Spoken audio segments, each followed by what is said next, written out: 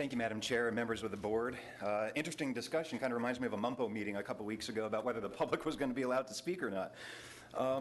It is a peculiar state of affairs that we have in government. While there are dozens of things, productive things, that I could be doing this evening, I once again find myself forced, along with my friends in this chamber, to attend a meeting of elected officials and plead for that which is already ours. It seems that those who are motivated to seek the public largesse are capable of organizing themselves into active and visible agents.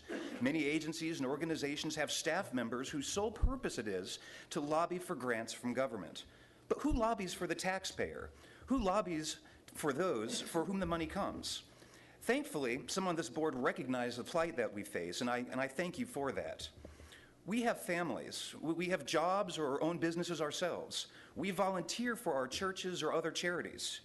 Why should the burden of advocacy fall on those who already do so much and ask for nothing in return other than the right to the products of their own labor?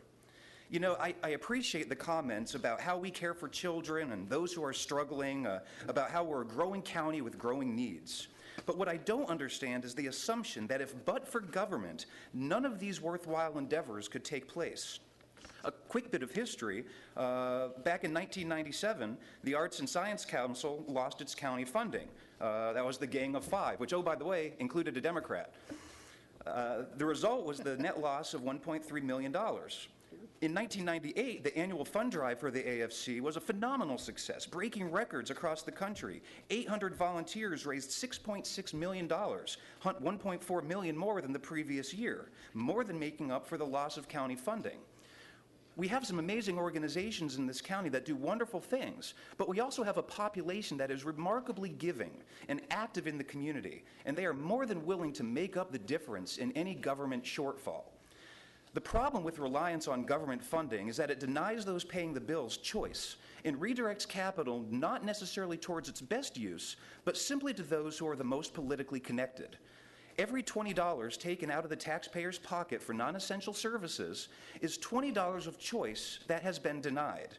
It is money no longer going to be spent in a business of choice. It is money no longer going to be donated to the charity of choice. In short, it is $20 that this body thinks it knows better how to spend than the person who actually earned it in the first place. You have 25 seconds. Thank you, Madam Chairman. This government knows best mentality needs to stop because, with all due respect, it simply doesn't. I've heard proposals tonight on how to create a revenue or a rate-neutral tax rate.